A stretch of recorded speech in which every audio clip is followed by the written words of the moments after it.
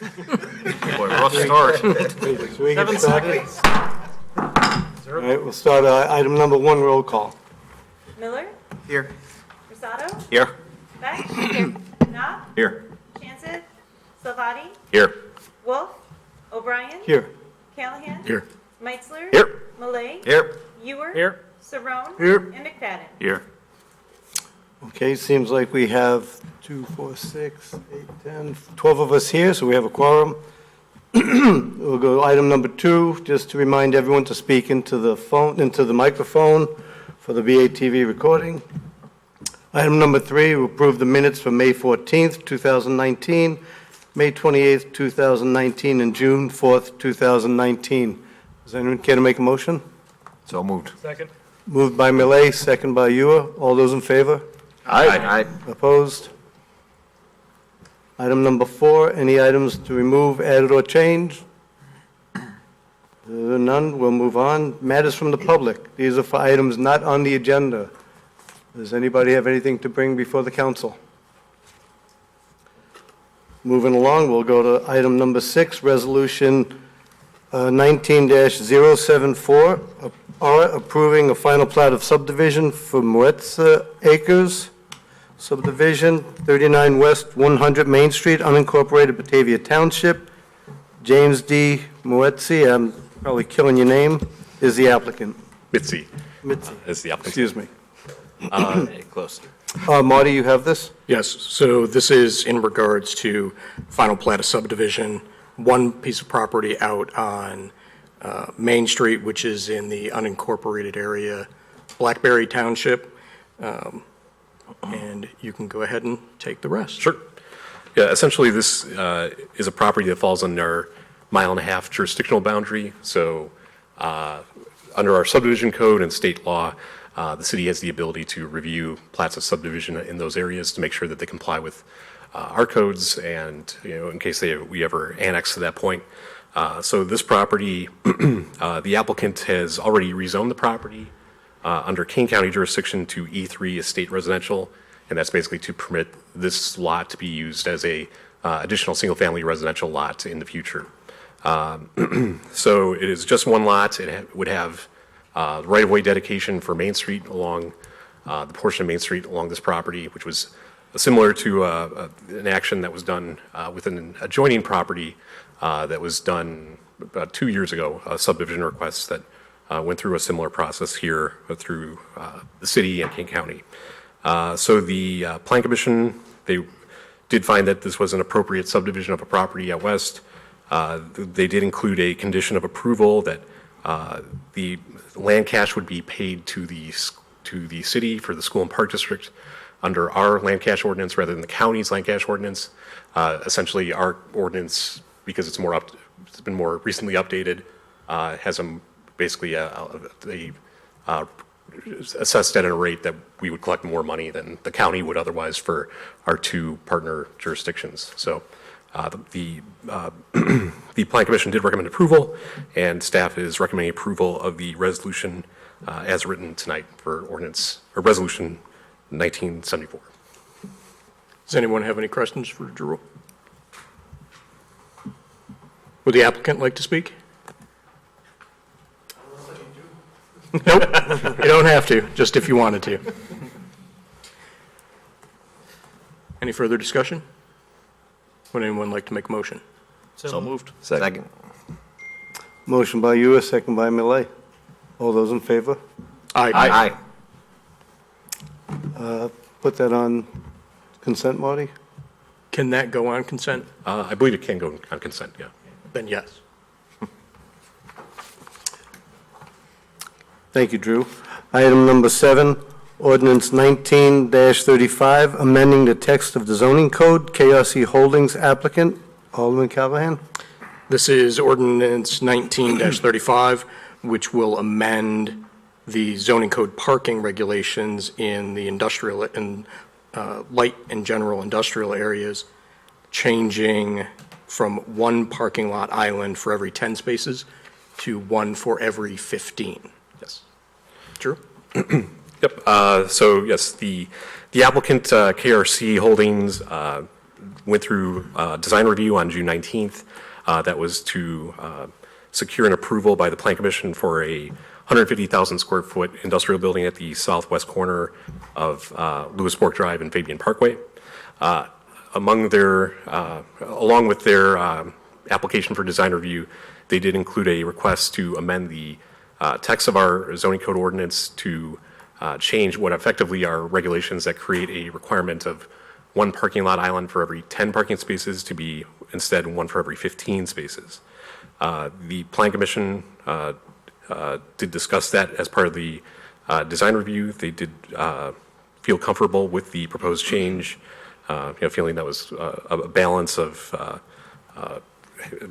design requirements along with greater flexibility for applicants, which was part of the applicant's main request was that with certain facilities, it would give them, in certain uses, it would give them more opportunity to lease spaces to users that might otherwise have a greater parking demand, or even not necessarily under the zoning code, but they may have effectively more staff coming into a site and thus be more appealing to a potential tenant to go into the space. So the Plan Commission did recommend approval of the text amendment, and that is before you tonight in Ordinance 1936. I noticed it said that it brings it more in line with the rest of the Chicago industrial market, but one of the cons that was brought out was where it would talk about reducing the urban heat island. Can you discuss some of that? Okay. So the urban heat island effect is basically when you have a wide field of pavement, you have the sun bearing down on asphalt, and then you get the reflective heat that basically creates a feeling of temperature increase. That was one of the items that's mentioned in the zoning code section referring to parking lot regulations, is to balance that. The applicant did note during the hearing that basically in the Chicago market that 1 to 15 is typically a common rate seen on properties that are leased throughout the market. And in our review as well, we did notice that basically 1 to 10 is probably on the high side in comparison to other villages and municipalities in the marketplace. So, and basically you did see some codes include kind of either a reduced number for industrial compared to their commercial, or they just had a flat out larger number if they had any number. So that was part of the conversation that the Plan Commission had, and staff feels at least that the number at 1 to 15 still has the opportunity to address some of that heat island effect while still having some stronger design standards for parking lots. Is there any data that describes the practical effect of 1 to 10 versus 1 to 15? Not that I saw in my looking at stuff for this particular item. Anyone else? Tony? Yep, is the heat island, is that the sole purpose of having those islands, the heat effect? It's also Or aesthetics. is there drainage and issues involved? It's aesthetics in terms of, how a parking lot looks. A field of parking spots without any trees is going to look a little more hostile and uninviting compared to one that has more trees. And so that number, like I said, it's a number of different items within the code, about 3 different items that creates kind of the green space underneath it. It's the island, the curbing, and all that. So, so I would say it's not just the heat island effect. It's also aesthetics, appearance, having green space in developments generally. Mark? Two things. Would this have a negative effect on us being recognized as a tree city? Does this have any bearing on that? Because now we're I don't think it will, because typically Tree City is in the parkway versus private Okay. property for the most part, I think. The second question would be, if we're going to limit them and do this overall for everybody, do we want to add more on the perimeter then to kind of make up for the loss of trees that might help out with that? That's certainly an option the council can consider. In general, I would say that we do have pretty strong requirements for perimeter landscaping on properties. So I think we do a good job of getting that additional landscape, particularly on industrial properties as well. In this case, this applicant is doing some significant landscaping along Lewisburg Parkway or Lewisburg Drive and on Fabian Parkway. There's some berming that goes beyond code requirements. There's basically a heavier screen of basically evergreens to block out the loading areas. So there's some significant landscaping on this property, and I would say generally with the industrial regulations that we have now, or the landscape regulations we have. Abby? I have some concerns about the heat island impact in the state of things currently. So when the parking lot's going to heat up, then it's going to heat up the surrounding areas. Everyone's going to have to run their air conditionings more. All of the energy burning is going to contribute more to climate change, more heat, more heat island effect, more air conditioning, more burning of electricity, and we just keep spiraling as we've been doing, and it's why we're in the climate situation that we are. Landscaping islands and trees contribute also to, like you said, aesthetics, stormwater management, in addition to the cooling effect. If we're going to make a ordinance change that we're requiring less trees, I do think in the state of the world that we're in, it is a step backward. But if we are going to do that to mitigate some of the stormwater effects and some of the heat island effects, maybe we add in other techniques. There are other heat island effects or heat island mitigation techniques like cool roofs and green roofs, and there's other stormwater management things like pervious porous curbs or pervious pavement or just other landscaping. And like somebody said, requiring more around the perimeter too. I would not push this forward without other requirements in there to mitigate that. In order to get, it said too that they have more parking than the minimum requirement already. And they're adding how many more spaces by doing this? I don't have the numbers in front of me, but I believe it's 189 parking spaces total. They would need to add probably roughly around 5 or 6 more islands. I could be wrong on the math there. And so they might lose 10 to 12 parking spots then? Which could also then impact based on our zoning ordinance, what type of users they could, or the amount of office they have in the building versus warehouse. In this particular applicant is building a flex space building, so they don't necessarily have a tenant in mind. So having greater flexibility for them means that they have the ability to fill the spaces that they're looking to, perhaps with a greater variety of users versus just warehousing. Mike? Well, a couple of things. Could you Mark had asked, we're a Tree City designate. Is that affected at all? I didn't understand your answer. I believe the Tree City designation is just on public right-of-way trees. So we can maintain our Tree City designation. Yeah, I'm not aware of it. Okay, Would be and affected. so with this heat island effect, I want to get behind it because we are concerned about bringing businesses to our town, industry to our town. But, I've said my tenure on the council has always been, sustainable design, sustainable building choices, because it's not for me, it's for my children, my children's children, my grandchildren, as for all of us. And in the news today, it says scientists are saying we have 12 years to turn it around. So we're kind of moving in the wrong direction, and I have no ill will towards the applicant. I would want to work with them, but we have to make decisions on the greater good, and it's just my concern. So I'm still on the fence on it, but it's a concern I have, and I hope we all kind of take that into consideration, that it's for the greater good that we make our decisions. The reason why I kind of hit it and everybody else has kind of gone along with it is initially when I was reading with it, I understand the, wanting to get more use out of it, but bringing it in line with the greater Chicago industrial area, our industrial park does not look like an industrial park. It's great to drive through that area. I love going through that area. When my son was going to gymnastics there, you don't feel like you're in an industrial park.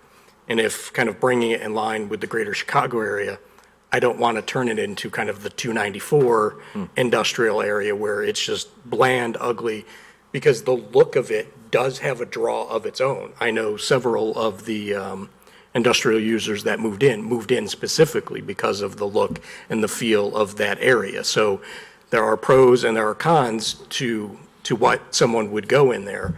But I think what we want it to look like and how we want it to look is one of those reasons why I'm personally in favor of keeping it kind of the way it is.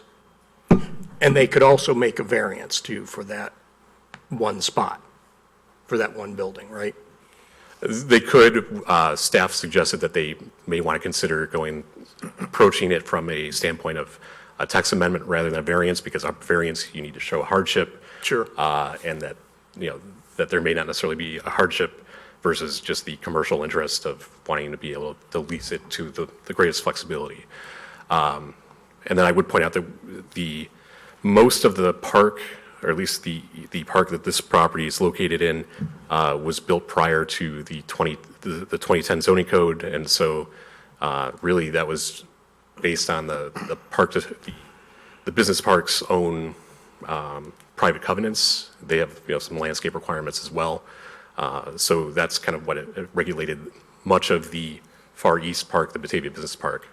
I know that we've probably had several developers, not just the developer that's in front of you tonight, mention that the 1 to 10 is particularly a little more onerous for industrial properties, just because you're dealing with more parking, more pavement in general is the typical thing you see with those properties. So that 1 to 10 creates some additional requirements in terms of snow removal, things like that. It's another object in the parking lot and things of that nature. So it's not just this particular applicant as well. What other options, as have kind of been suggested, could be put in for this? In terms of alternatives for urban heat island effect, Right. I would probably have to research that a bit more, but I know that there's the option of screen, basically awnings, for lack of a better word, in parking areas. Typically, you see that with electric vehicles as basically a solar holder. There are options that are using permeable pavers, which the stormwater ordinance also encourages, but there's costs involved with that. That's another balancing factor to consider for any developer looking to develop a property. Mike? How many fewer islands are we talking about? I would have to get that number. I'll have to pull up the project to get that, but it's definitely under 10. I'm not sure. I mean, we don't want to burden, with added costs to the applicant, absolutely not. We want to be, business friendly, we want industry coming, but I mean, I'm sure, the applicant's here, would he like to address us? I would. Please. Can you put up the, Do you, I'd like to show a picture of the building. So I am the developer. I'm a St. Charles resident, Jim Coxworth. Been in the area for 35 years. We're trying to build a Class A industrial building up there. We took a lot of time on aesthetics. This building is built for the internet, which is why we're asking for more parking. Internet is kind of the big deal in industrial spaces today. Internet has more warehouse workers. Internet has more office people. In a lot of Chicago industrial areas where the internet's moved in, you got people parking all over the streets. We don't want that to happen. So that's why we're requesting a little additional parking space. But we're very into the whole environmental thing. The whole front of the building is pre-wired for electrical cars. So as they become more and more prevalent, we've already got the wiring in to set up maybe 100 stations for vehicles. Landscaping, we're willing to put in more trees if that, obviates the heat island. We're certainly not looking to make things worse. We're trying to make things better. And I think you can see this is a Class A building you can all be proud of. I think that fits into our industrial park. That's got that same look of what your neighbors would kind of have. Well, it's the kind of building I'd like to be in, so that's why I'm building it. And the internet is really driving, and it brings jobs to places, and people don't have to run around their cars and waste gas, so it might be a plus as far as the whole environment goes. Mark? Yeah, seeing that helps, because when I think of the heat islands, I'm thinking of massive parking lots, 4, 5, 6 rows of space where that does have, that's a significant island out there. I would like to see more trees in Because it's that. the roof too, it's not just the parking lot. Understood. So whatever you guys are doing on the roof would certainly help. I mean, I think it's, long-term, I mean, everybody's gonna want solar on the roofs too, but, at least from the blacktop aspect of it, I look at that and At the back not of it, as- there's no blacktop at all. We're putting concrete in the dock, so it's a little more reflective, not quite as hot. What kind of roof? It's a conventional roof, so it's going to be the Like a TPO, say? ballasted white gravel It'll be a roof. ballasted? Yeah. As opposed to a glue-down TPO that's white and, We looked really hard at that, but the more roofers we talked to, it's a fairly new technology, only been around 10 or 15 years, so we're a little worried about, we want to own this building a long time, we're a little worried about the longevity and the cost of having to rip it out if it didn't go well, so that's why we didn't go that way. Could I circle back to the variance versus the text change? Will you explain that to me again? My notes were fuzzy.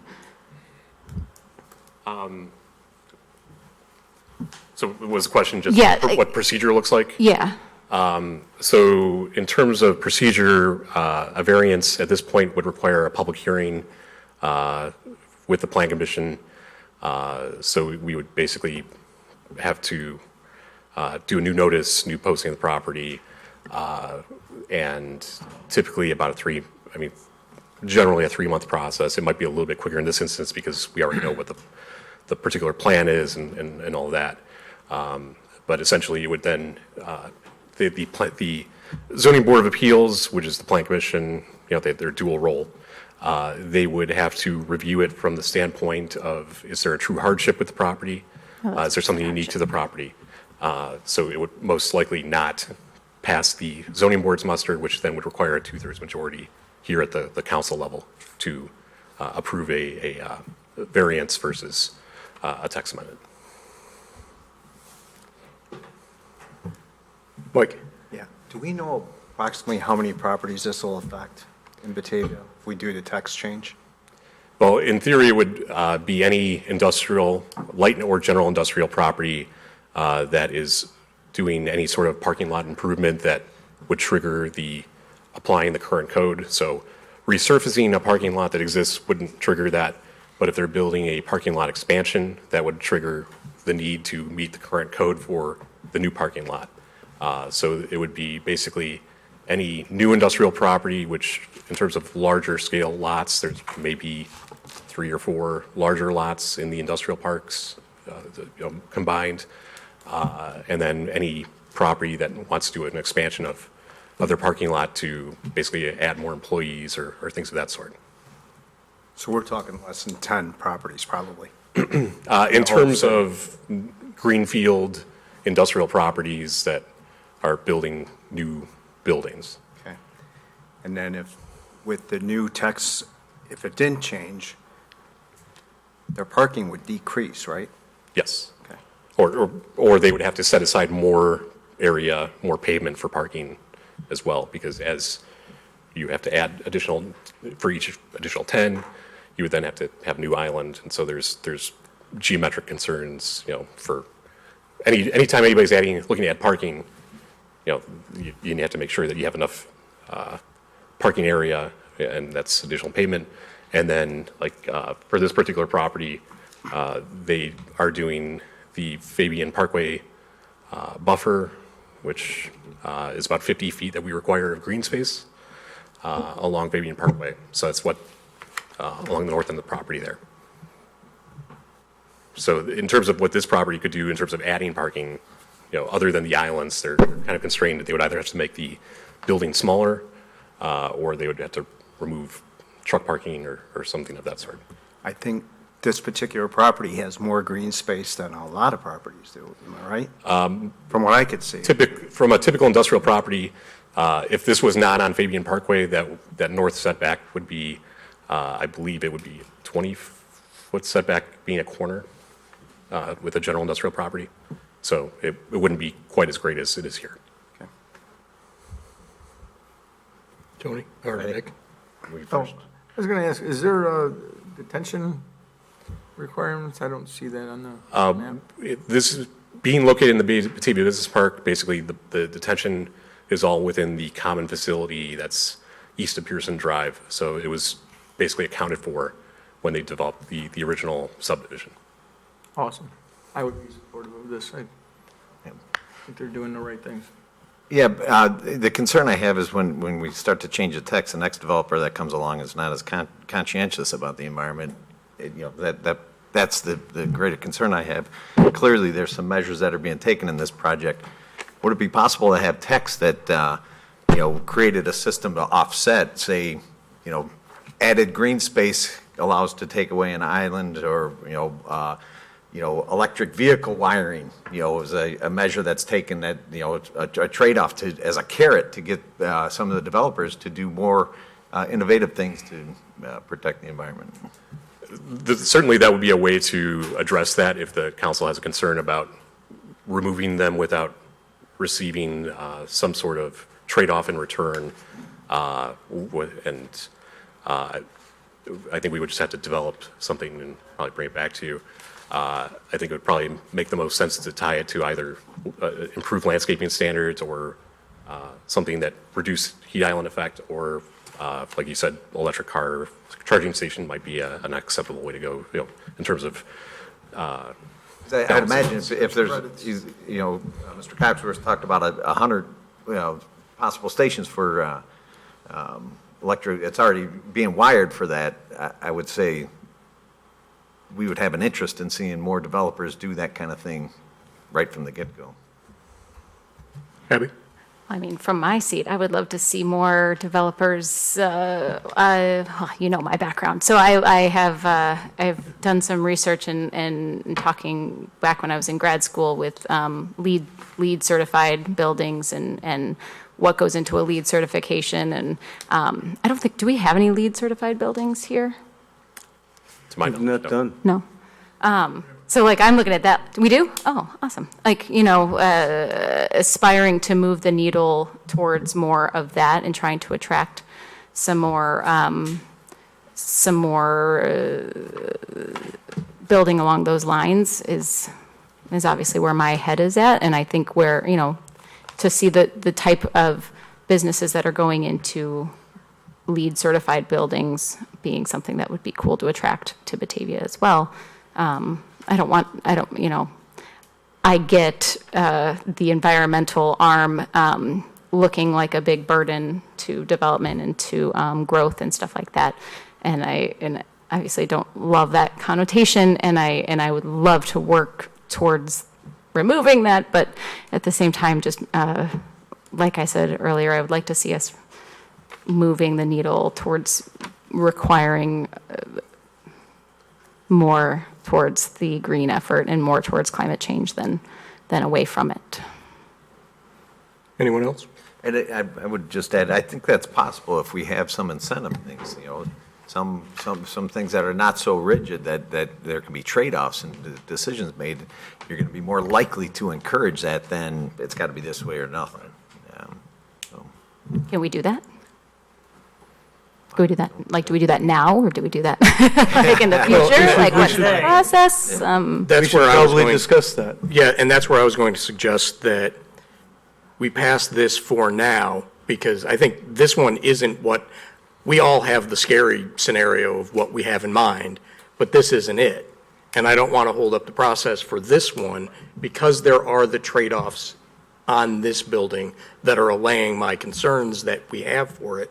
I think it fits our neighborhood over there. I think some of the other things that offset, is it everything probably that you want? No, I know that it wouldn't.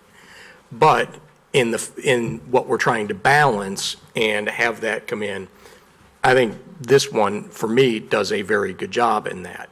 But to Tony's point, we don't necessarily do that with this one, let them build that one, but be stronger on so that the remaining 3 that we have out there and those that redo it don't turn into the Randall Road kind of parking lots. I would just say, I would definitely support this as it is right now. I think this is great. I think this is already trying to tackle what is the code as it's written today, and I don't want to send the message that there's going to be this moving target, that we're still trying to figure out what we want, and that's going to stymie anything that may come in, sorry.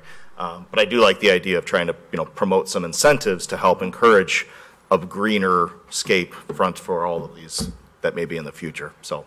Mr. Mayor. Yeah, let me just throw two things in here. First of all, I apologize, I was late. I had to go to a funeral for a former pastor in town. They had his funeral at 6 o'clock, so that's the reason I was late.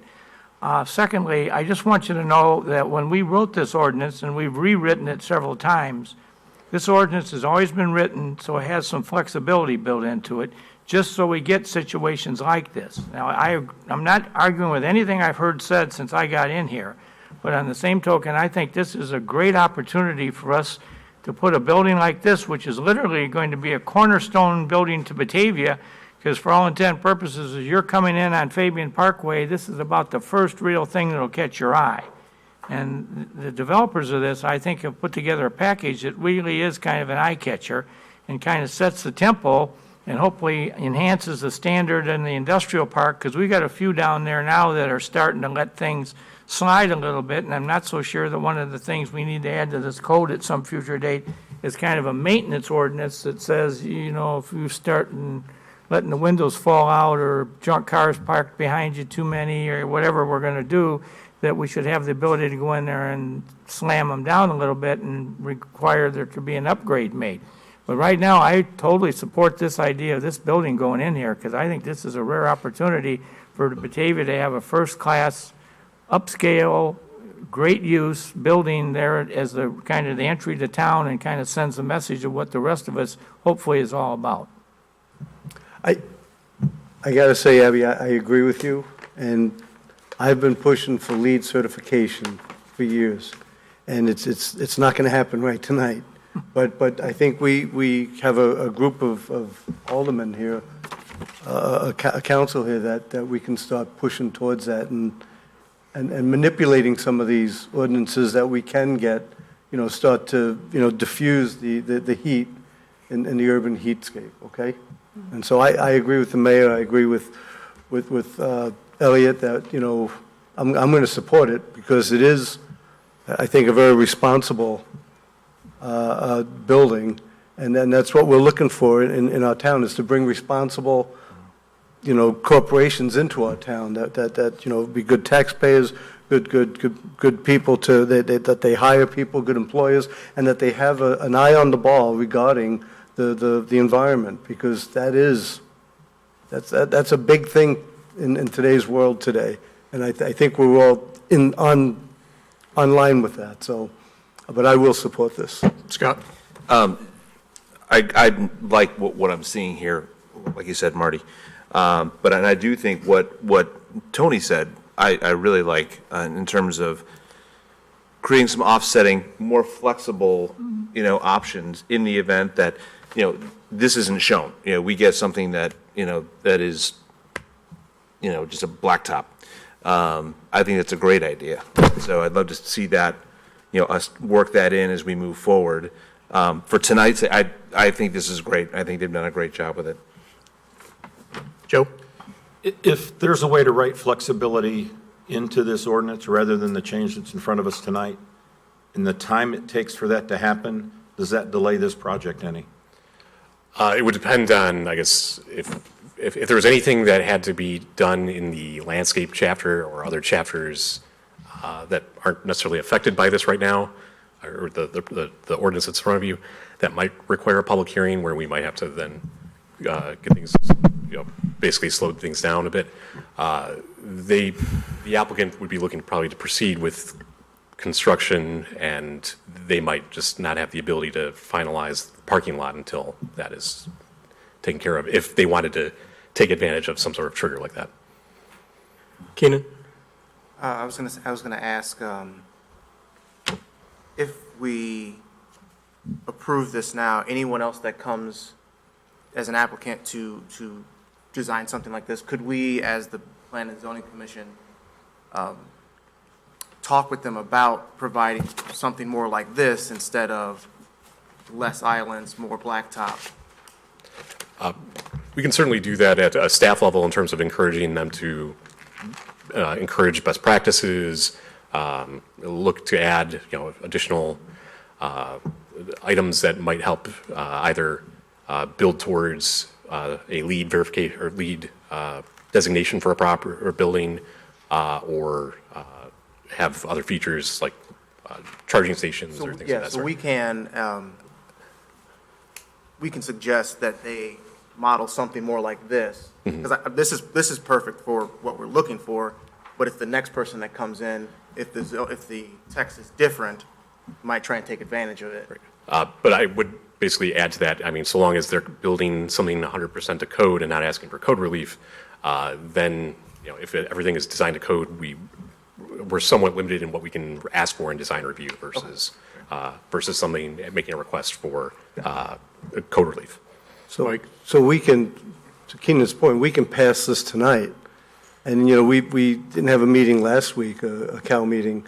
So maybe we have a meeting in the next couple of weeks if it's a slow night, and we start hammering away at something, then we change it again to something that's more flexible and something that's along our lines of a building like this, and trying to lessen that heatscape.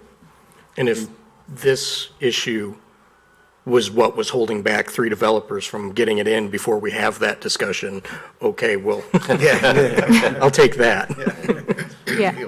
And I just want to say, I'm not trying to squat, I'm sorry that I'm new, and so this is my first opportunity to get my green building platform out there, so I'm not trying to squash your building, but I am really encouraged that we could possibly have that conversation too, because I think it's necessary that, the status quo of the way we've been building is what's gotten us to this place, and so this place is not very good. So it is years in the making that we need to start pushing some better practices. And I think it could be a really great place for Batavia to be a leader in that. I know there's a lot of issues with that, but anyway, I'm really encouraged, and I would really, really love to have that conversation. And I think to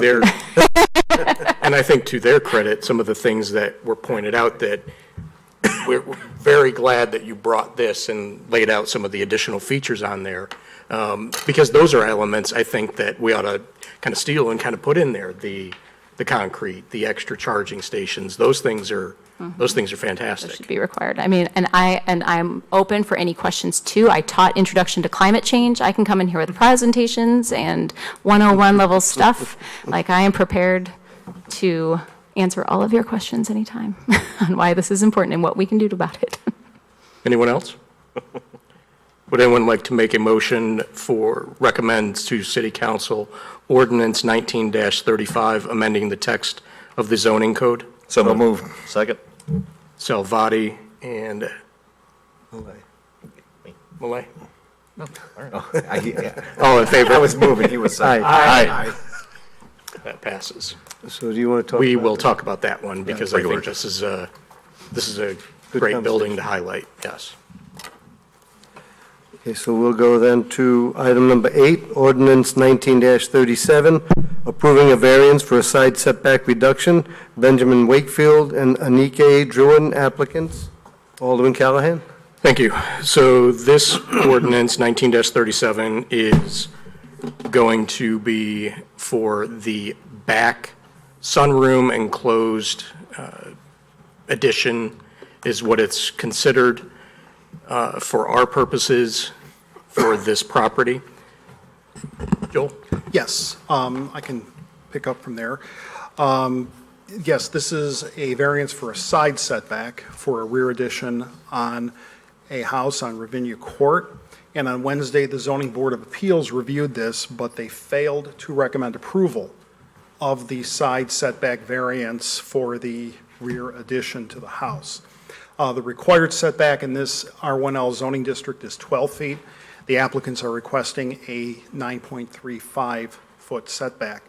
At the hearing, the owner and her attorney, who are in attendance this evening, they explained that options to locate the addition within the required setbacks would result in an unacceptable interior layout. Although no neighbors spoke at the hearing, the applicants did submit several letters of support for the project and for the variance from their neighbors. The ZBA agreed that the project would have a minimal impact on the neighbors, and it is designed to fit the home, but the ZBA could only arrive at positive conclusions for 4 of the 5 required findings. The finding that's related to usability of the house and financial return was the one they could not meet, and that received a 3-3 vote, so it effectively was not met with a 3-3 vote.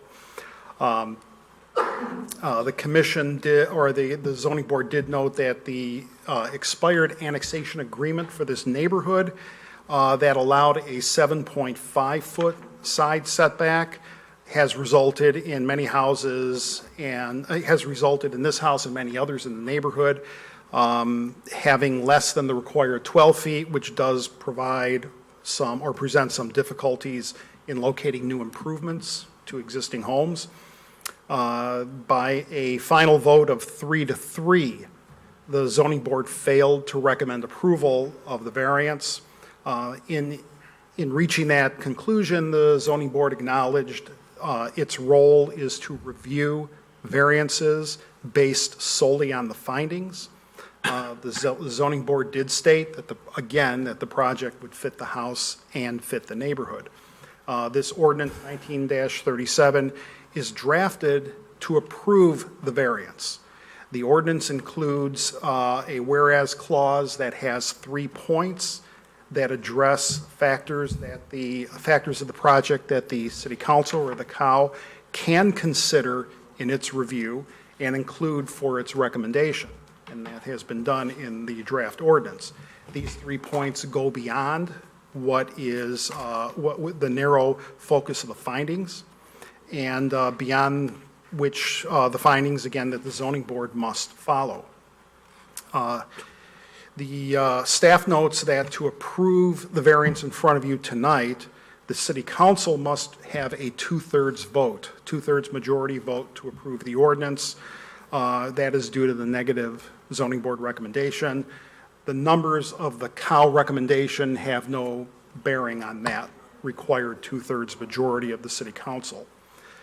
There would be very minimal impacts to approving this ordinance, and these include impacts to the city budget and to staff time, and staff recommends approval of ordinance 19-37 as presented. The ordinance includes conditions to remediate existing improvements on the property that were done without permits. They would be removed, and then the proposed addition would go in its place. Joel, first off, I'm very much in favor of this variance for this one. I think if you've seen the property, and it's going to add, and it will fit into that neighborhood. The applicant's attorney, Mr. Carrera, had mentioned in kind of the notes the discussion about it being a covered patio, and kind of looking through those definitions that we have. This is an uninhabitable screen room that is not, the door is there, but it's not open to the rest of the house. Can you describe what the difference of an addition versus a covered patio would be? If this was simply a patio or a deck that had posts and maybe a deck railing, but then it was clear above the railing to the cover, it didn't have a framework for screens, didn't have a header that would block some of the area, we may look at this as a covered patio, which is identical to a covered deck as our ordinance defines them. But in instances like this, where this type of improvement has been done elsewhere, we have always considered this an addition, and it needs to meet the setbacks of the home. So if someone had just didn't put the screens on the front of it, instead put the screens on the side, left it open for that point, got approval under the covered patio portion of it, which would have kind of changed the rules for the encroachment. Then they went in and put screens in. Would they need a building permit or anything along those lines to do that? Presumably, there would be a little more work than just putting screens. There might Sure. need to be a header underneath roof. There might be some framework to affix the screen to. And at that point, if somebody came to us and said, we need to do this, we would say, yes, you need a building permit. And as part of the building permit, we would need to do a zoning review.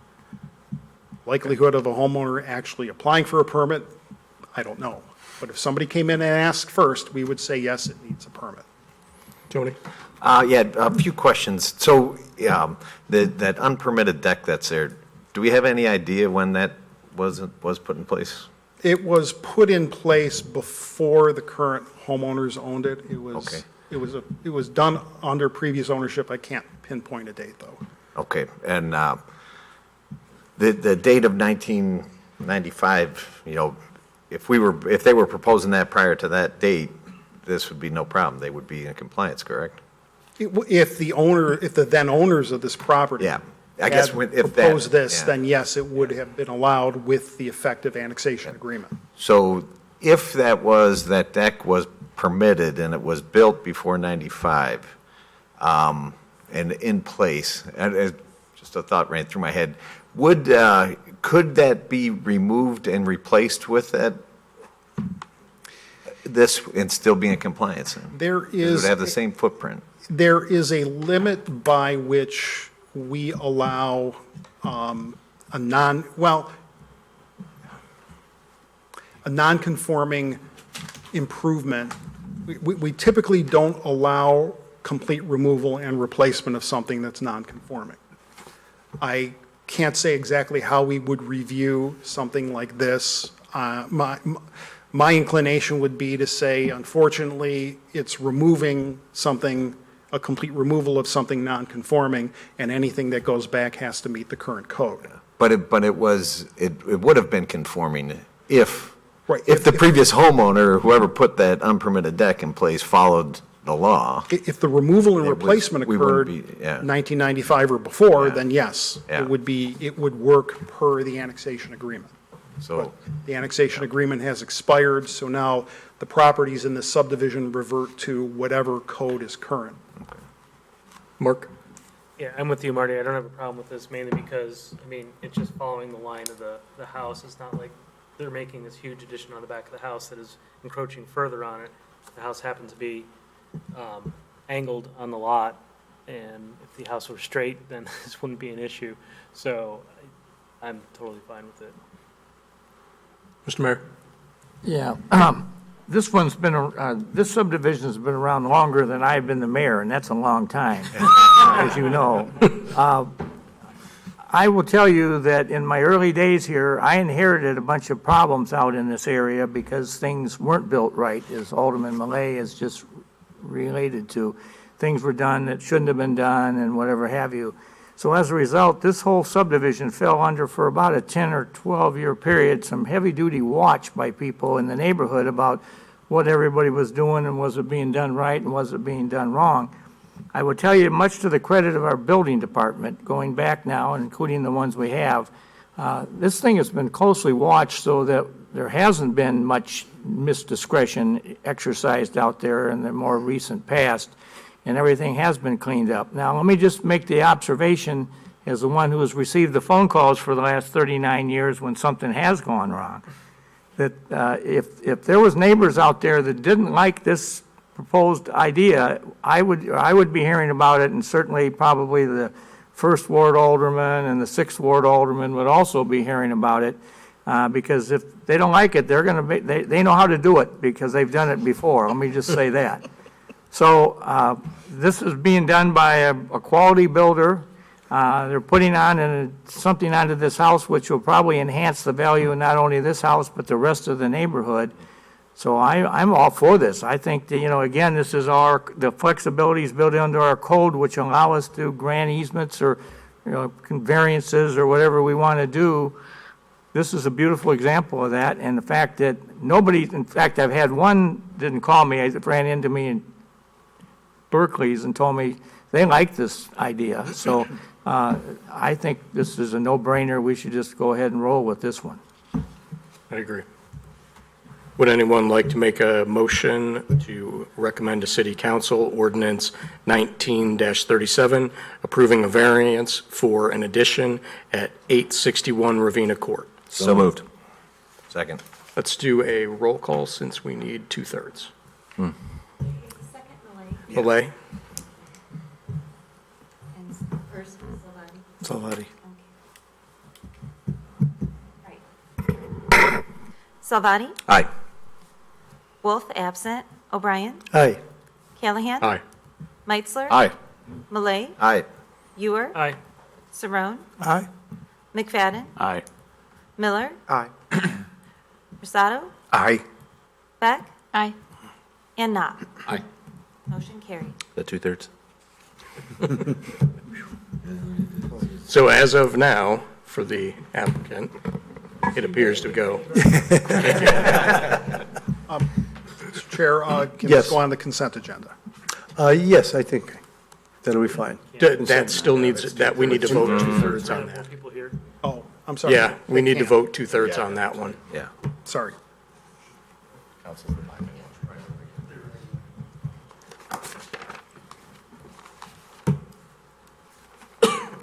Okay, ordinance 8 is done. Ordinance number 9. Number 9, ordinance 19-46, amending the text of the zoning code. Michelle Freeman, Kaiser Industries, applicant. This is regarding sign requirements, and Joel, you can take this one. This one's pretty straightforward. Thank you. Yes, the zoning code prohibits electronic changeable message signs in the historic district.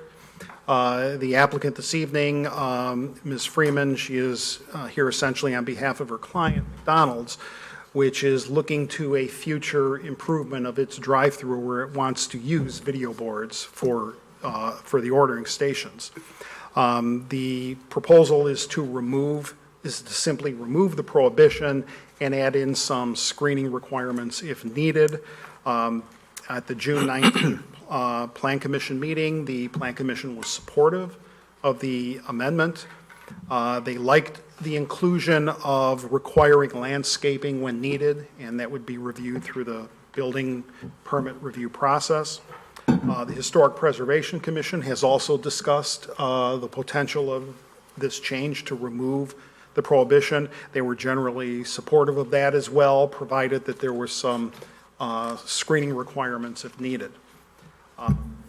There would be only very minor impacts to properties if the city council were to approve this. There would be, again, only minimal impacts, virtually no impacts to the city budget or staff.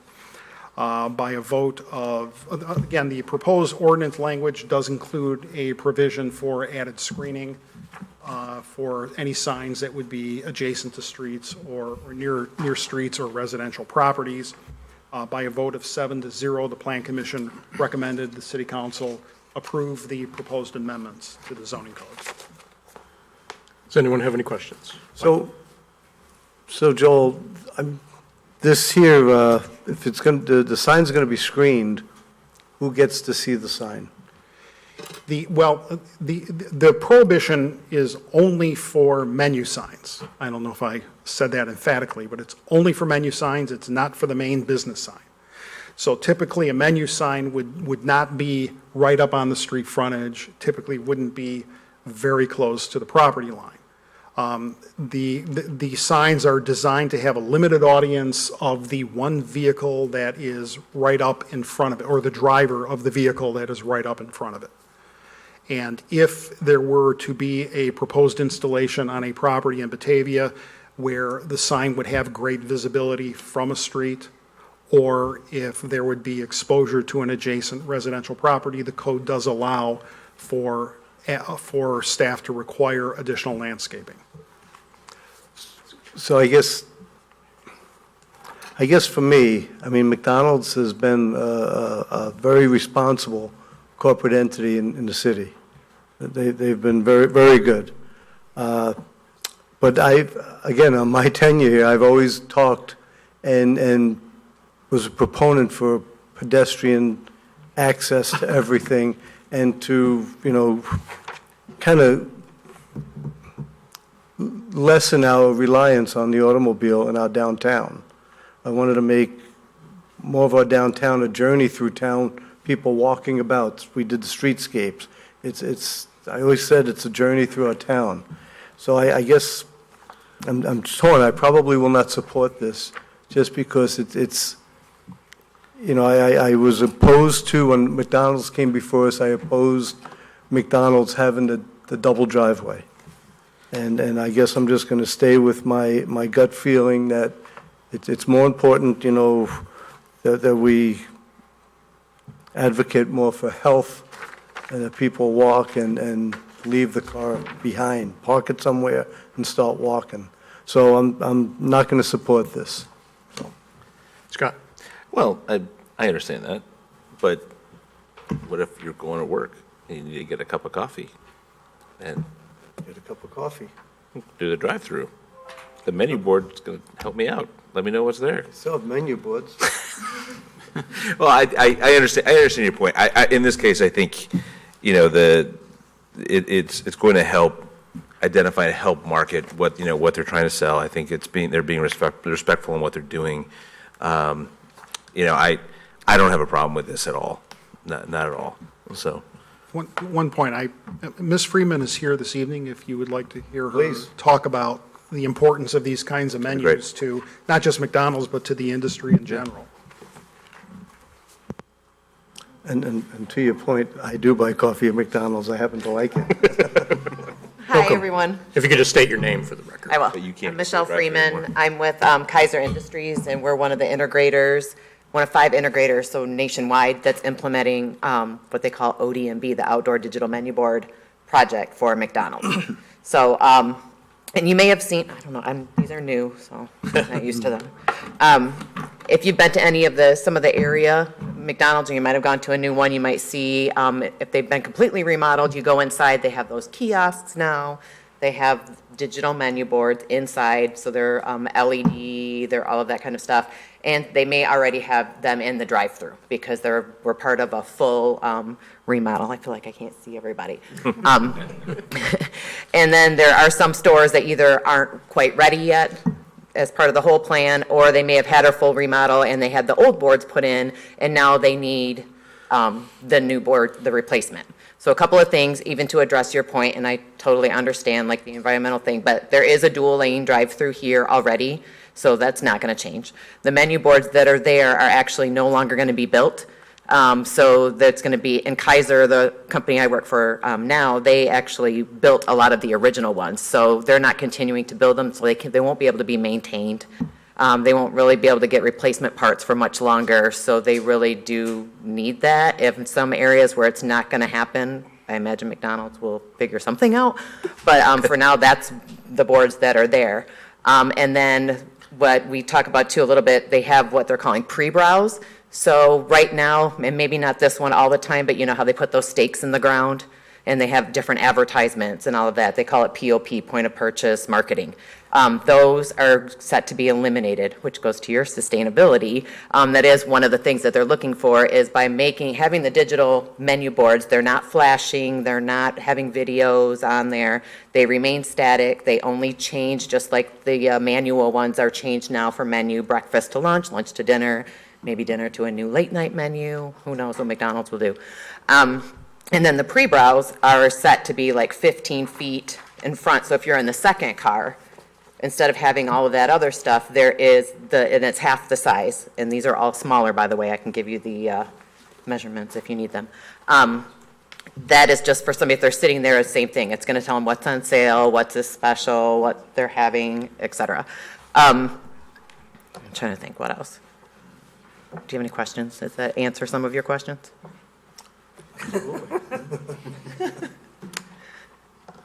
So that pre-board idea is actually good, because I have children that do not make up their minds until they get up to there. That won't matter. And- That will not matter. Well, knowing Alex, he'll, And, yeah, I mean, they talk about the technology, the lighting too, in case anybody has this question. I know that's not what the text code amendment, but if you're looking forward to, because I realized like with changing this, McDonald's is the first one, and they're kind of leading the charge on this, but there are a lot of other restaurants that are coming behind us because there's RFPs out there, even for Arby's, Chick-fil-A, Starbucks in certain places already has them, and I don't know if you, honestly, I'm sorry, do you have a Starbucks here? Yes. I mean, like with the drive-through with the video ordering menu, some of them actually have that digital built in already. So they are kind of all trending and moving towards that, so you may have more, but you do have the opportunity to have control over the lighting. It's natural ambient lighting, so it adjusts automatically.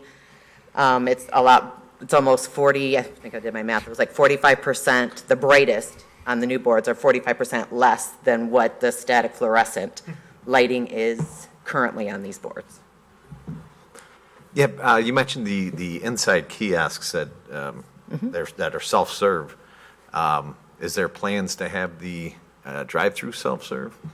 I don't work for McDonald's, so I can't tell you that. I mean, I haven't these aren't heard that, but these aren't that. Yeah, no, this is, I mean, it's really just replacing what is there, the paper form with digital. So when, like when corporate, when they change menu items, when they change pricing, when they do certain, like regional, you know, you can go like for down south and they might have that McRib at certain times of the year or whatever. They can make those changes on the back end and that's all uploaded and then they can just change the inside and the outside at the same time. Mr. Mayor? Yeah, I just want to make some remarks of some of the things I've heard here. I would just tell you as one who was obviously involved in, you know, from the second version of McDonald's on in the history of Batavia through this thing, the double drive-through was something I thought was an ultimate necessity because quite frankly, if you go over there today, and I invite any of you want to, come over there someday and you sit in my car and we'll go there about 12:30, 11:30 and count the cars in that drive-through window. If we didn't have a double drive-through window, that baby would encircle that whole restaurant and it would be backing itself out onto Wilson Street without that double drive-through window because there's that many people now using that. And, you know, Mr. Lardis, who owns this over here, I talked to him with some regularity, and I don't think I want to say it because I don't think he wants it public, but he shared with me the volume of his business that goes through that drive-through window, and it is a phenomenal number. I'll just say that.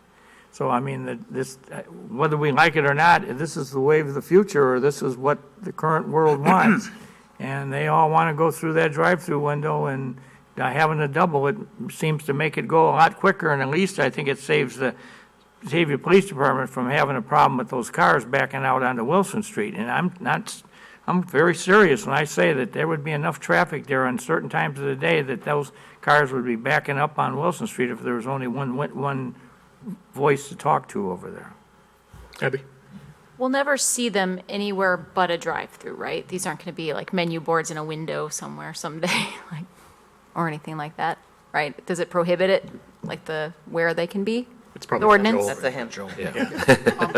Again, these are limited to menu boards, and we would only allow a menu board in association with a drive-through. Okay. So depending upon how a drive-through property is designed, which if a new drive-through business comes into Batavia, we have that control. If it's an existing drive-through business that just wants to replace these signs, we may not have that same level of control, but if the positioning of the signs, the proximity of the signs to streets or to neighboring residential properties was close, then we could require landscape screening. Joe? What about any walk-up menu, walk-up restaurant opportunities? You make a good point, Mike. Everything's designed around driving up. What if somebody came in and we had a Starbucks downtown that had a walk-up counter? Would we permit a digital menu board facing out? Would any of this go towards that type of a business? No, because that is associated with a drive-through. So this These is- menu boards are associated with a drive-through. Now, however, if a business chooses to have we have limitations for illuminated signs in a window. Okay.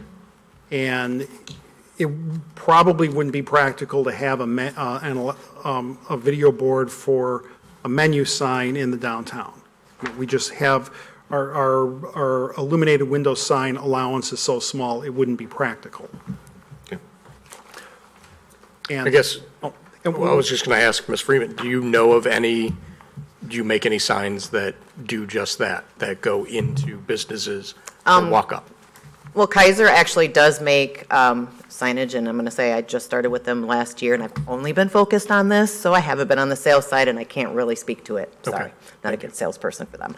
But they do make, like what you're talking about, screens, like for different restaurants, and they call them window, but they're not menu boards. They're more, I don't know, how would you, and every municipality classifies them differently, so it could be an electronic messaging center, it could be electric changeable copy. It really, that varies municipality to municipality. So it really is how you guys decide what they are, because they do make screens that you could put like inside of a restaurant or a tavern, and it can either scroll or it can have the video display to tell them different things. So, I mean, those kinds of boards are sold multiple different vendors, but that's not the intent for these. Like he was saying, with this, it really is removing the electronic or the digital menu board electronic in the historic district for these purposes specifically, so. Like then Scott. So I just, not to be adversarial, No, but absolutely. with the mayor. Mayor Pro Tem and the war is on. I can't help you there.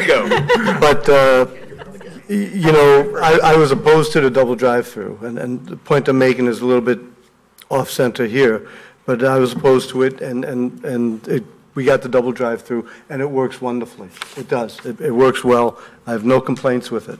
My point is, though, we should still, all of us, continue to push back, because I remember those debates we had and those discussions we've had with the McDonald's, and we were talking about the Walgreens, and at that time, and as former Alderman Freidendahl said, you know, it was due to all the heavy discussions we've had that we now have a beautiful McDonald's in our downtown, and not just a red roof little restaurant.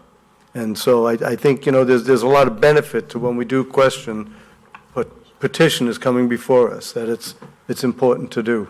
I'd be in a total agreement with you. I mean, these have to be handled on a case-by-case basis. Right. There's not a one-answer-fits-all ordinance here. I mean, you need to have this discussion on every one of them. Totally agree with you, Mike, on that.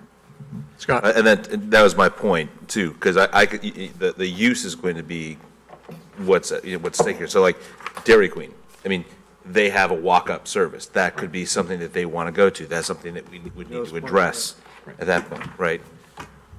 Or if we had walk-up gambling. And maybe come.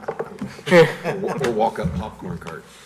On that note, would anyone like to make a motion to recommend to City Council Ordinance 19-46, amending the City of Batavia zoning code, Chapter 4.4, sign regulations regarding menu signs, Michelle Freeman, Kaiser Industries applicant? So moved. You were, and, Hey, Marty, You were interrupted. can I just say, yes. I know I come out strong against this for pedestrianism, and I don't think this is going to affect it, and you've done a very good job, so I will probably comply with the vote and keep it unanimous, if Being that's so the way it's pedestrian. going. All in favor? Aye. Opposed?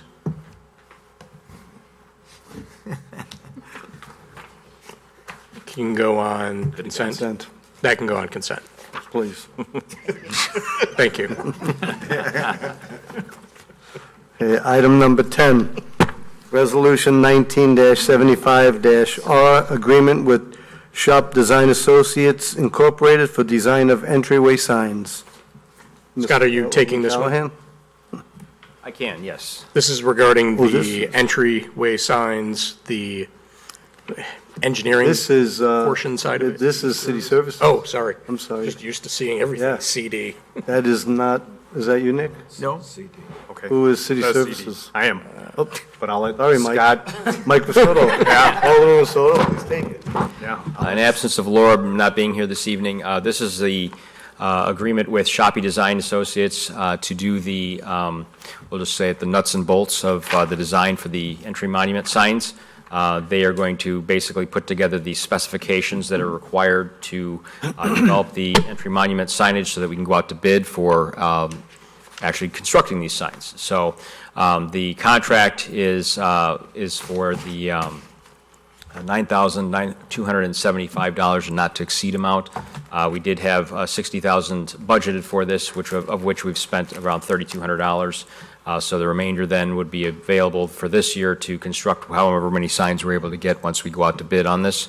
And then presumably, we will either come back to the council for additional monies if we want to try and get them all done sooner, or we will just put it in the budget for next year for whatever we need to complete for these. So this is the, this approval of this would move this forward and allow us to engage Shopee Design Associates to do the work in question.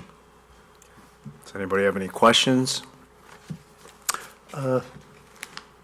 Mike? How many signs are we looking for total? I believe it was 8 signs total. And so if we went with all 8, would we get any kind of economies of scale discount? That'll depend on the RFP and the bid that we get, yeah. So we have basically $47,500 for 8 signs. For this year, right, budgeted this year. Anybody else? Tony? Just a comment. I noticed the sign at Fabian in Washington today. It's falling apart. This has to happen. We get it. If we want to, talk about people coming into our community and singing, we need to get this taken care of. So I'm in full support. I agree. Alderman Ewer? Forgive me, which one do we agree on? That's what I don't remember, because we asked for different lighting, what they were going to look like at night, and I don't know that we ever got all of that information. I don't think we ever agreed on anything, but, am I wrong? Maybe I missed a meeting, I don't know.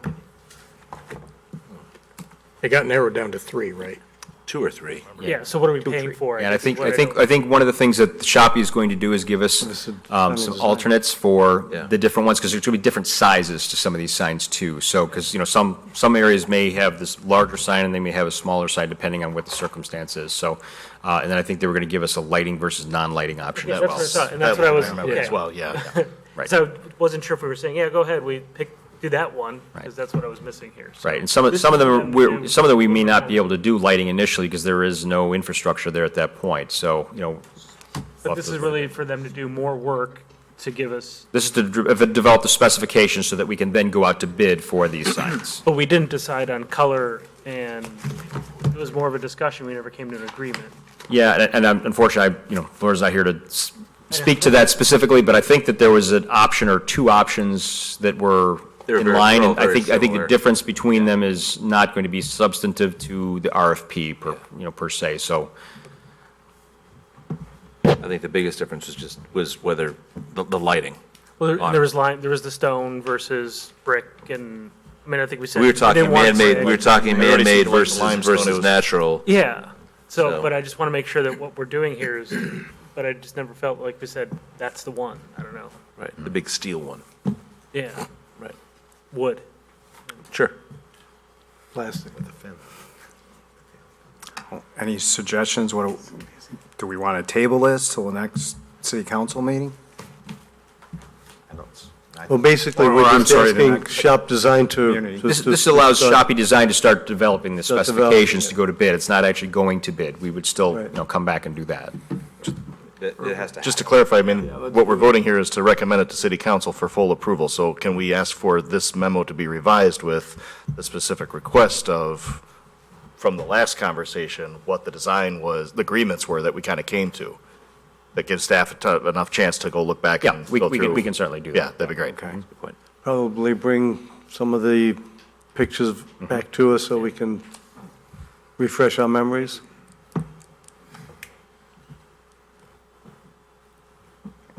So what are we doing with that? So we're going to move forward on recommending this then? I move we. Okay. Okay, would anybody like to recommend approval of RSC 1975R, agreement with Shop Design Associates, Inc. for an amount not to exceed $9,275 to perform design services for entry signage? So moved. Second. Okay, Motion by Motion by Metzler, second by Malay. Okay. All in favor? Aye. Approved. Do we want to talk about, we're going to talk about it. Yeah. We need to see what we're approving.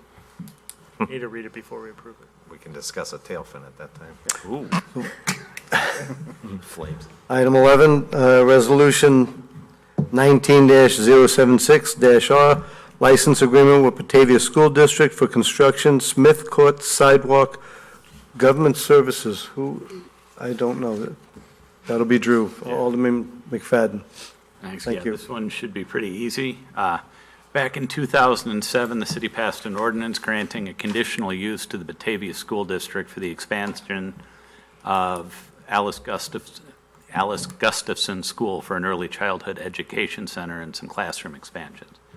Part of that ordinance was that they would, the school district would construct a sidewalk from the school to Smith Court across land owned by the city, and this agreement gives them license to enter on city-owned property and construct a sidewalk going from Smith Court to Hoover Drive. There's no budgetary impact on the city except for legal cost of review of the agreement by the city attorney and staff time negotiating the agreement with representatives of the school district. Other than that, it gets to a lot of what we've been talking about, making things more walkable, and I see no reason why we wouldn't approve this quickly. Marty? Yeah, so finally, the background on this, for anybody that also doesn't know it, this was, when it was supposed to be done, was years ago in relation to the addition. I know it's not you. No, I'm just indicating how many years. Oh, yeah. It was supposed to be done 9 years ago, Yeah. so. It was approved in 2007. The sidewalks were to be done by 2010, and it has always been talked about in the neighborhood. Oh, yay, yay. Well, it was passed the year before we moved into our house, and next year is the last year that my kids will actually use the path, so I didn't even get to use it. But going back through some of the old minutes on this, I thought this was fascinating. This was the discussion the night it was approved. Alderman Brown said it was good to have this discussion because it shows residents in the school district that the city is very concerned about the neighborhoods, the traffic and other issues regarding the residents. He said he was not happy about leaving things open-ended, and he did not want to wait until 2010 to have the sidewalks completed. He expected to be on the council at the time to ensure their construction. Apparently, the school district took that and said, challenge accepted, and waited for him. So it's Dave's fault we didn't have the neighborhood sidewalk. Actually, Dave Brown. I heard he decided not to run again so to make sure the sidewalk got built. That's why, so. Then he's coming back. Right. So could you seriously tell us why there was such a delay? There's been a lot of negotiation back and forth between us and the school district. The school district has not been really wanting to build this sidewalk. They feel that the sidewalk that went down to Bernadette was sufficient to accommodate the students that are walking. And they felt that this is something that was just excessive and not necessary. So we've had a lot of discussion, a lot of negotiation with them about this, and finally, even with the agreement that's in front of you, we still had some negotiation because this is not the form that we presented to them either. So thankfully, they signed the agreement, and us signing it will then allow this sidewalk to go to completion before the end of the year, we hope. So. I mean, Marty, didn't we have this discussion like 3 or 4 years ago, too? Yes, it's been ongoing, and I understand, the school district didn't want it and this and that. However, these were conditions that were part of the conditional use of having that built. Had this been a business, had it been a homeowner, had it been anybody else in town, we would have said, do it. And I know that you kept saying doing it, and it should have been done years ago, 9 years ago. So when will they do it? Well, with the delays, they were wanting to do it this spring, but again, because of the language, and they couldn't come to agreement with the language on this license agreement, we're hopeful that they're still going to be able to get it done before the school year. This summer? Correct, right. Is it going straight down the middle?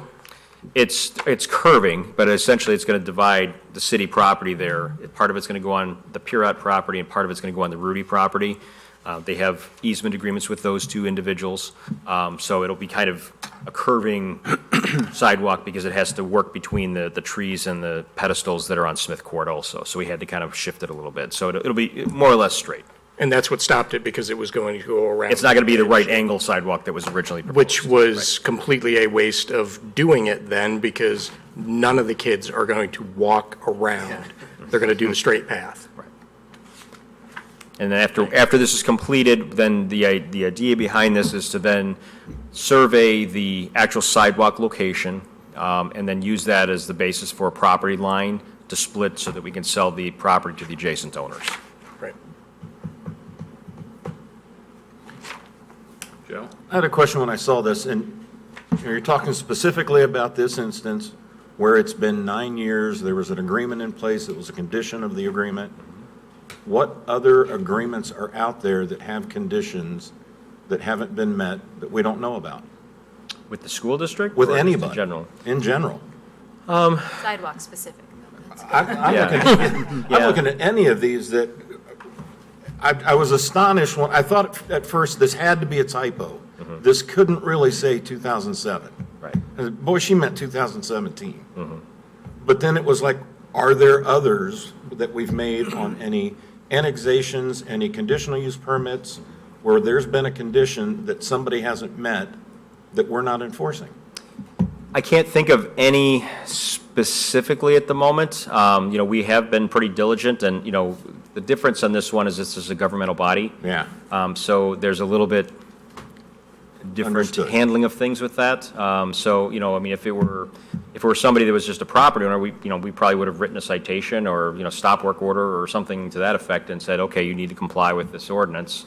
But this has been a little bit different, so we've kind of handled this a little bit, differently with a typical property owner. Thank you. Anyone else?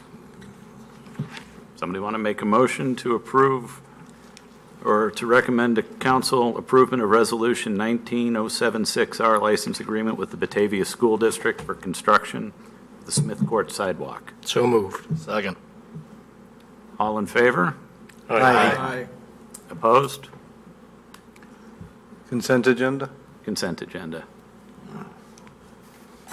Okay, moving on, item 12, project status. Nobody here to do project status? I have nothing specifically under project status, but I do have something for other. Okay, item 13. Well, Sorry. maybe related to project status, regarding the wastewater treatment, the bike path, that's open now, correct? Correct, yes. Getting a lot of complaints of the bike path going through the parking lot. Is it clearly marked where the path is? Because there's a lot of traffic in and out with, It is.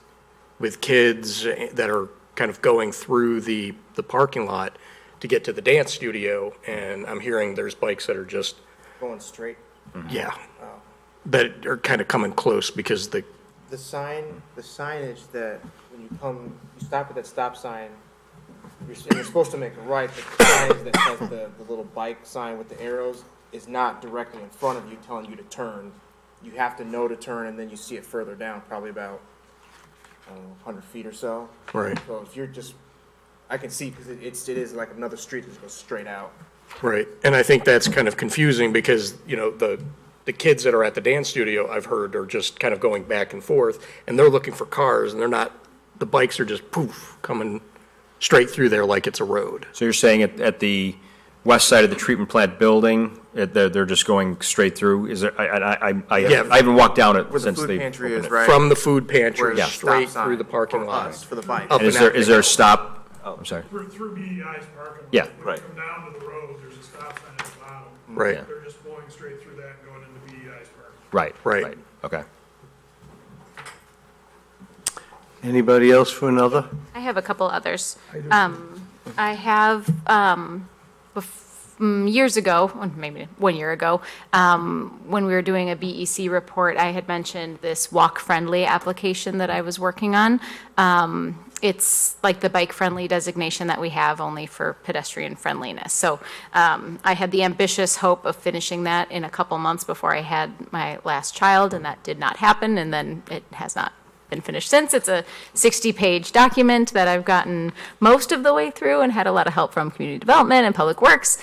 I did not get a chance to sit down yet with the police department to go over the enforcement section. There is some education and other planning pieces, an ADA compliance or ADA transition plan that I had been in conversations with Rahat about the status of that, and then a sidewalk inventory in GIS and some curb counts and stuff like that. So then when I followed up to kind of kickstart it again, that's when I learned that I no longer can just ask them for help. I have to be more formal about it. So I was hoping to get that restarted. There's only a few sections left, and it would be lovely to get to apply for that this year. So I was looking for another alderman to support me on that, and I would love some more help to just having an extra set of eyes on all of this to, as I go through it, to make sure I'm getting the picture painted correctly. I will do that. Awesome. Thank you. And then along a similar note, Danny Hollis was here last week and shared with us the Activate the Alley project. So I had started working with her on that project. I had come to her with a grant proposal, trying to think about ways. I used to walk down First Street to get downtown when I lived over at Bellevue Place. So knowing that intersection there at Water and First is really dangerous and very fast moving with cars coming down the hill, and wishing there was some way to calm traffic there. So I had approached her like, is there something we could do to this corner, like a intersection mural, or paint some crosswalks, and something that would just slow traffic down, something visually appealing that would add to the Water Street Art District dream as well. And that's kind of, these conversations evolved into the Activate the Alley project. But part of it was speaking with city staff about, for Second Fridays, when Water Street has their openings and there's other programming going around downtown, to have some pedestrian infrastructure there on the east side of Water Street, connecting the two corners of First Street. A temporary, painted crosswalk with some bulb outs to just create a pedestrian island, shorten up that crosswalk area, just for Second Friday, something that would wash away, a chalk installation, basically. So we had initiated these conversations back in January with city staff and sat down with you guys about that. And then we were waiting on funding to find out if we would even be able to do the project. So now we have the funding, so I wanted to kickstart some of those conversations as well, to see what was possible. And Gary and Scott at the time were looking into what would be permissible and what would be allowed on our streets.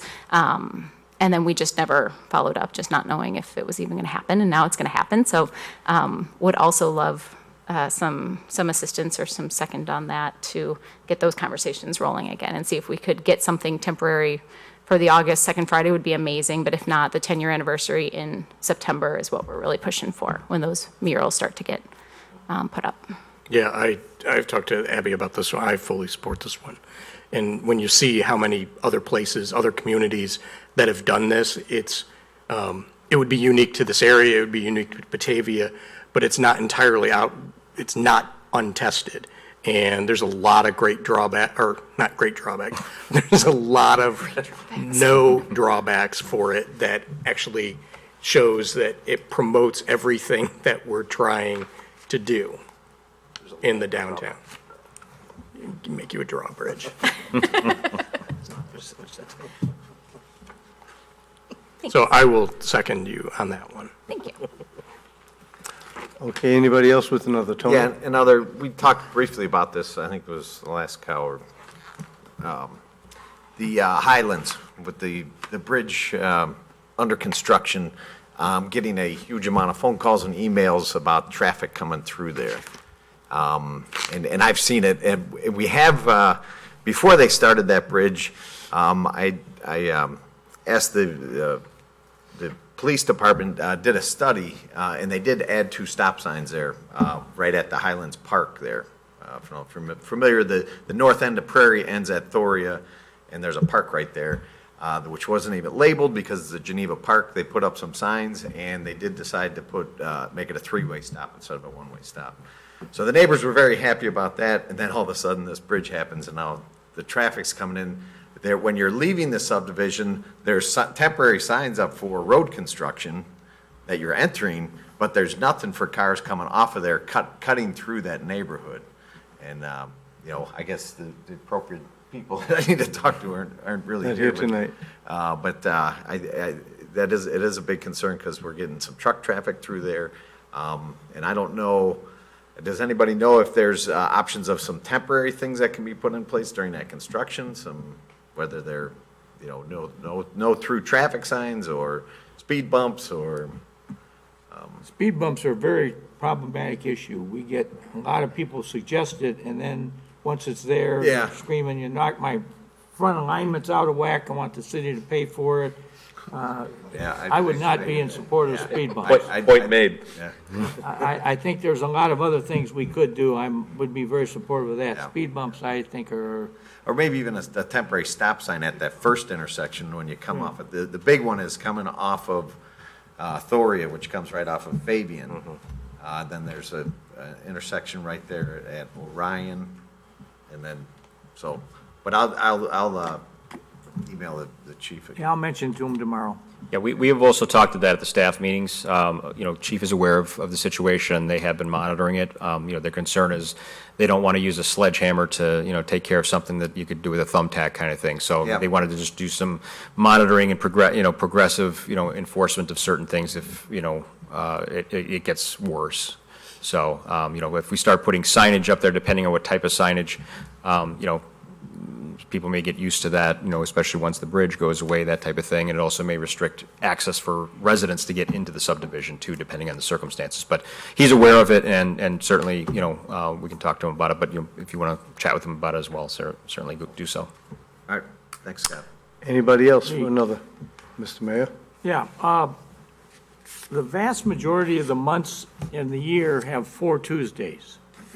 The coming month is one of them that has 5 Tuesdays. So you have the opportunity next month to come down here for 5 Tuesday nights in a row.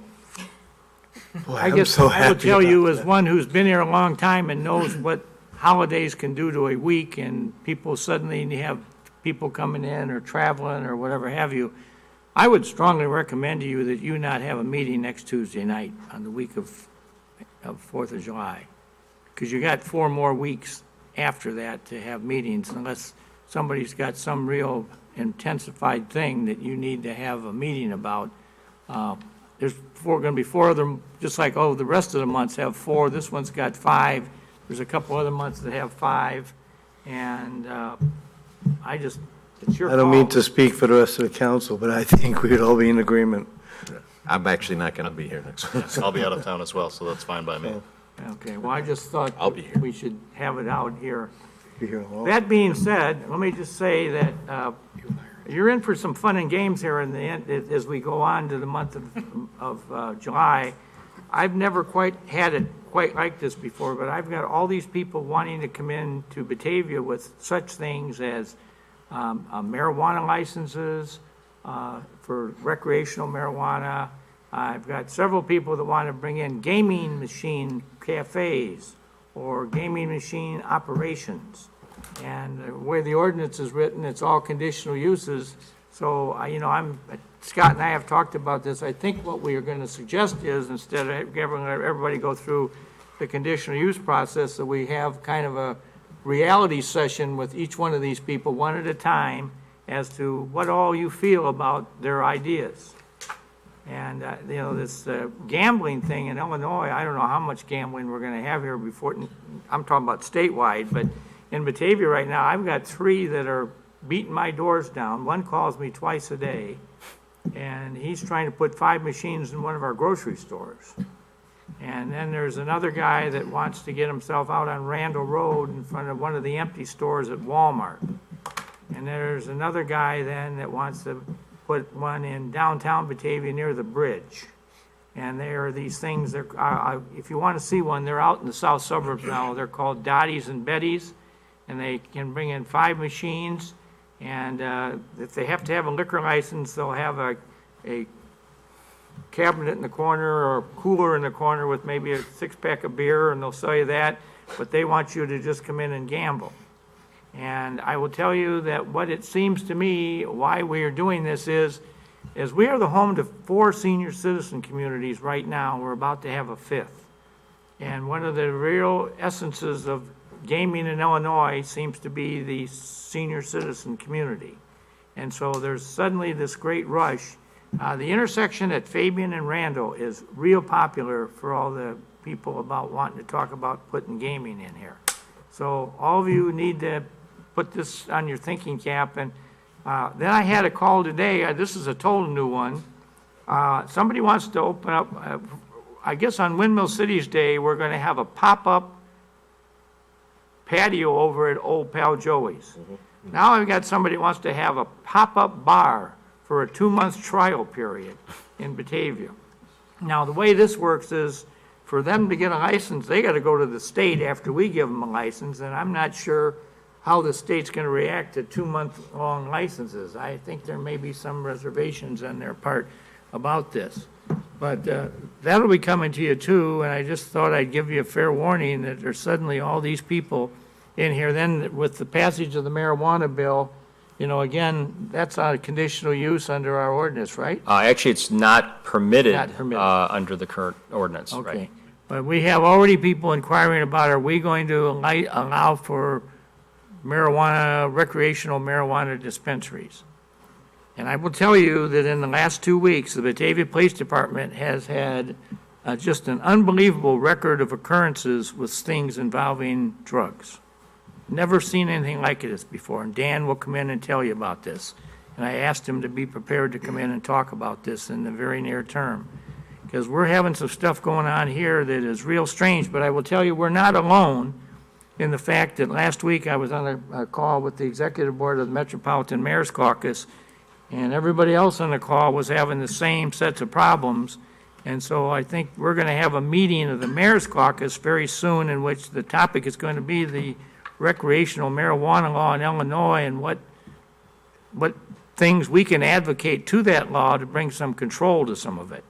And so I know there's some attorneys already been turned, not ours, but some others have been turned loose on exploring just what avenues you can do to kind of tighten that law up a little bit as to who's got this thing. Because it appears that when we passed this thing 2 weeks ago on Friday, immediately everybody thought, well, it's going to be legal in January, so let's start now. You know, nobody's going to arrest us. It's going to get thrown out. And the thing that seems to be raising its ugly head is if you go drink alcohol first, and then you wait an hour or so, and then you smoke some marijuana, that many people have a physiological problem with their bodies don't react to this favorably, and either you pass out or you go out of your mind for a few minutes and you start throwing things around your house and scaring your family or whatever have you. And then you're calling the ambulance, 911 and this and all this other stuff that's going on. So we're going into some strange new territory here, and we're not, every other city's got the same thing going. But I will tell you that that's probably going to be part of our July conversations, probably starting, if we cancel next week, which is the 2nd, some of these people are just beating on the door wanting to be in here by the 9th to give you their pitch. So I don't know what all we're going to have yet, but they're all out there circling the wagon.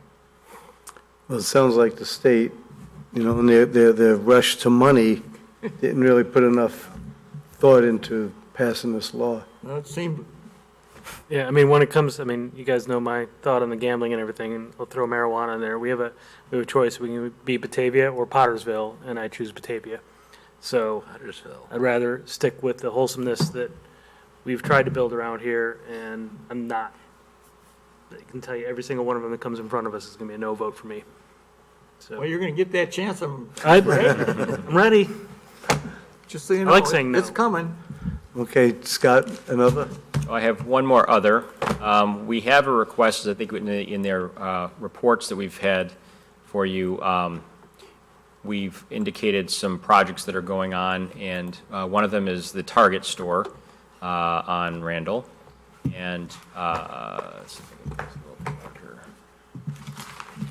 So essentially, what they have asked us now is they would like to have a staging area in front of the store during the duration of construction.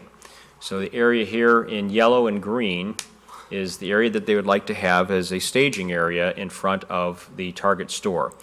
The green items would be 40 containers as seagoing cargo containers that would be used for storing of materials that are pulled out of the store, as well as new materials that are going into the store in the future. The yellow area would be essentially a fenced yard that would prevent people from going in there. And then the orange areas, there would be a couple of dumpsters that would be used for construction debris during the construction. The appearance of them would be something like this. We would not, under our current code, allow for signage on these, so we would just have to have them screen them in some fashion. But this is a 6-foot fence. These trailers are 8 to 10 feet tall, depending on what type of trailer they're doing, so it would not fully screen them. They would have these for the duration of the construction, which would be about 13 weeks. They said that this could not be shortened because they have a particular system that they're working through with all these stores, so this would be here for the duration. So we wanted to, run this by the committee first before we said yes or no.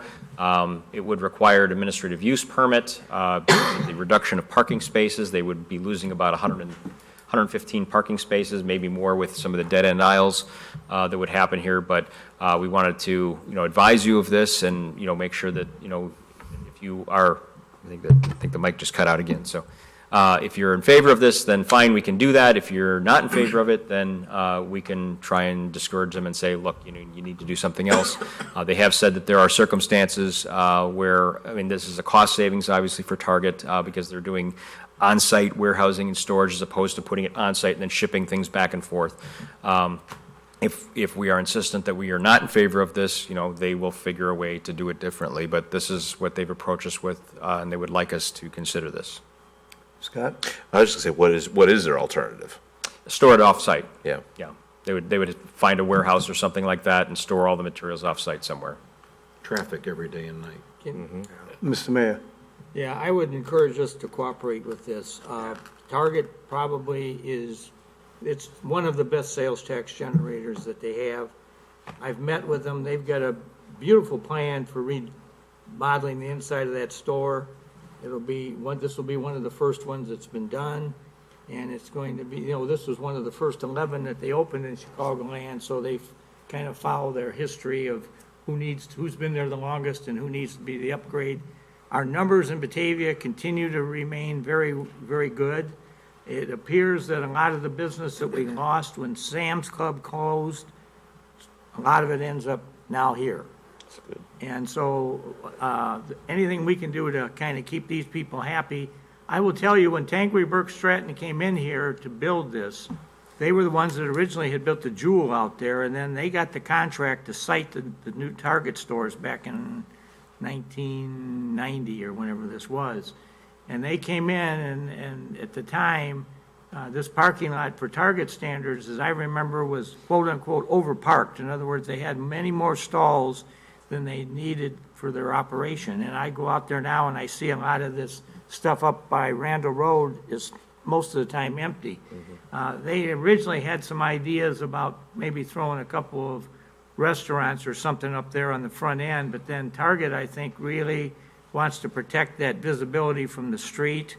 And so they kind of shifted that stuff kind of away from there a little bit. But overall, they have been an outstanding business to have in this town. They've been very supportive of, events and projects we have, donate things, donate to the toy drive. They've been very good, and so I just think we should send the message that we're willing to cooperate with them. Mark? I guess, Scott, my only two things would be, are they opposed to stretching out more north-south? Well, that's kind of one of the things we talked about is it would make sense if we could have them, take up a full aisle so that we're not creating all these dead-end parking aisles, because, we said if you have these dead-end parking aisles, you're going to have to leave additional spaces so people can turn around once they get to the end of the aisle. They got to figure a way to get back out. So we were looking, that is something that, we did talk to the contractor about to see if they could do that, so that might be a possibility also. And then the other thing was, we say no signage, but I know as you scroll through those pictures, there were like Target, the Target things that are showing that they're like under construction, like scroll down and there was a better, like that one there. It's kind of like, hey, we're doing this. I can see not having like construction signs and stuff that I wouldn't want on there, but I think it would make it look better if Target Breaks it up a little put bit. up their signage. I don't know what the thought is on that, but it looks better than screened. Yeah, we don't allow signage on fences, so it would be a variance to do that. So it is specifically in our code. Well, I mean, to Mark's point too, this one that we're looking at now says open. I mean, they want people to know that they're open for business while construction is ongoing. And so, I mean, I wouldn't be opposed to giving them the variance. I know that we've Elliot? had some problems with the parking lot, that general gigantic parking lot getting maintained properly. Is there any leverage here with No, because they don't own the parking lot that you're talking about. too far south? Too far south. The area, Target owns this southern area, but all the rest of the one that we had is off-site. That's not on Target's property. Target does maintain. On that one. Target's okay, boys to the south are very problematic. Yeah. Marty? Yeah, I agree, because looking at that initially, it looked no different than we had the staging area for the wastewater treatment plant. It looked exactly the same. But the point with the signage that's around there, there is nothing other than a variance that can be just for, kind of like an issue for that, because it would seem like having them to do this would need a variance to begin with. So Yeah, I mean, there are allowances rather there are allowances for temporary signage. It's just that we don't allow it on the fences. So we could take a look at that and see what there is. I mean, they could put on building signage and, maybe out on the road, there may be some opportunities for some things too. So we could take a look at that and see what there is. But generally, the ordinance doesn't allow signage on fences themselves. Right, and I can understand that, but that's where it's counter to what it would actually look like. Aesthetically, it would look worse without it there. And then, since it sits a little bit low, I you're don't not just gonna want see the it. signage on every fence. Right. Rather than these green mesh fences. Right. That we were using down there. I'd rather have it say Target open and show the little construction. I don't want necessarily the contractors, and I think that's what we're trying to avoid. You don't want people hanging up. You don't want it to look like the outfield in Major League Baseball. So. Anyone else? For others? One Go ahead. thing. I think if we're going to not have a meeting next Tuesday night, it would probably be in order for you to make a motion canceling next Tuesday night's meeting. Okay. I would make a motion, we cancel next Tuesday night's meeting. Second. All those in favor? Aye. Opposed? No. Okay, ayes have it. Just because. I have one other, I just wanted to comment, driving through downtown, the hanging baskets are beautiful again. So I just wanted to make note of that. So thank you to Public Works. I guess Alderman Cerrone, would you care to make a motion to adjourn? So moved. Second. Motion by Cerrone, second by Salvati. We're adjourned. Would entertain. Aye to vote? Aye. Aye. I was waiting for Nick to say no.